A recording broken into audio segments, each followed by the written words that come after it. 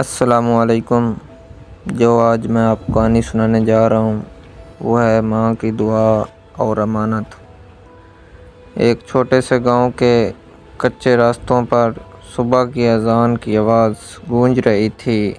سلیم اپنی آنکھیں کھولتا ہے، وضو کرتا ہے اور مسجد کی طرف چل پڑتا ہے۔ فجر کی نماز کے بعد وہ کچھ دیر مسجد میں بیٹھ کر تسبیح پڑھتا ہے۔ گھر واپس آ کر وہ اپنی ماں کے پاس بیٹھ جاتا ہے۔ ماں کمزور ضرور تھی مگر ایمان میں مضبوط۔ وہ ہمیشہ ایک بات کہا کرتی تھی، بیٹا یاد رکھنا، رزق کم ہو تو بھی حلال ہو، حرام کا ایک نوالا پوری زندگی کی برکت ختم کر دیتا ہے۔ گھر کی حالت خراب تھی، چھت ٹپکتی تھی، برتن گنے چنے تھے اور کئی دن ایسے گزر جاتے جب سالن کی جگہ صرف دال ہوتی۔ ایک دن سلیم شہر میں مزدوری کی تلاش میں جا رہا تھا کہ راستے میں اسے ایک بھورا لفافہ نظر آیا۔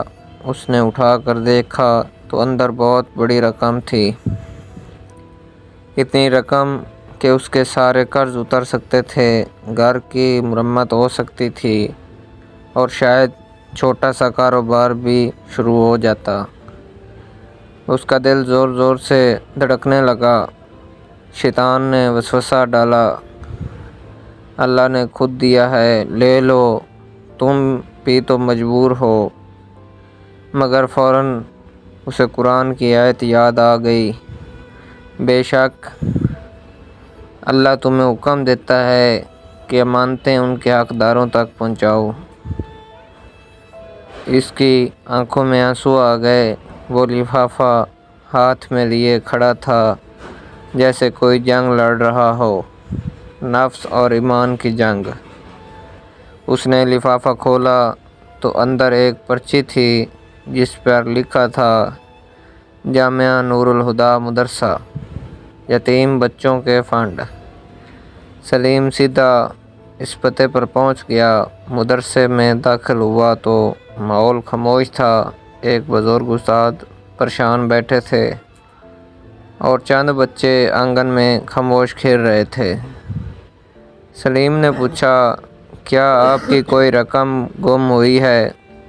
استاد کی آنکھوں میں امید جاگ اٹھی۔ ہاں بیٹا، یتیم بچوں کے لیے چندہ جمع کیا تھا، راستے میں کہیں گر گیا، اب سمجھ نہیں آ رہا کہ کیا کروں۔ سلیم نے خاموشی سے لفافہ ان کے ہاتھ میں دے دیا۔ استاد کے ہاتھ کانپنے لگے۔ انہوں نے رقم گنی، 1 روپیہ بھی کم نہ تھا۔ وہ رونے لگے، بیٹا آج تم نے یتیموں کا حق بچایا ہے، اللہ تمہیں ضرور بلند کرے گا۔ سلیم نے مسکرا کر کہا، حضرت میں نے صرف اپنا فرض ادا کیا ہے۔ گھر واپس آیا تو ماں نے پوچھا، بیٹا آج دیر کیوں ہو گئی؟ سلیم نے ساری بات بتائی۔ ماں کی آنکھوں سے آنسو بہنے لگے۔ وہ سجدے میں گر گئی اور دیر تک دعا کرتی رہی، یا اللہ میرے بیٹے کو دنیا و آخرت میں کامیابی عطا فرما۔ چند دن بعد وہی مدرسے کے استاد سلیم کے گھر آئے۔ انہوں نے بتایا کہ ایک مخیر شخص مدرسے کی نگرانی کے لیے ایک ایماندار نوجوان کی تلاش میں تھا، ہم نے تمہارا نام دے دیا ہے۔ سلیم کو مدرسے میں باعزت ملازمت مل گئی۔ وقت گزرتا گیا، سلیم نہ صرف ملازم بلکہ بچوں کا محسن بن گیا۔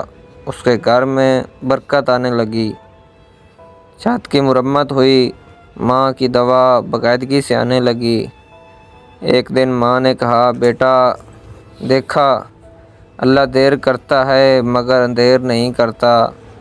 اس کہانی سے ہمیں یہ سبق ملتا ہے کہ امانت اور صبر وہ بیج ہیں جن سے اللہ برکت کا درخت اگاتا ہے۔ اگر آپ کو میری یہ کہانی اچھی لگی ہو تو میرے یوٹیوب چینل کو سبسکرائب کریں، لائک کریں اور شیئر کریں۔ شکریہ۔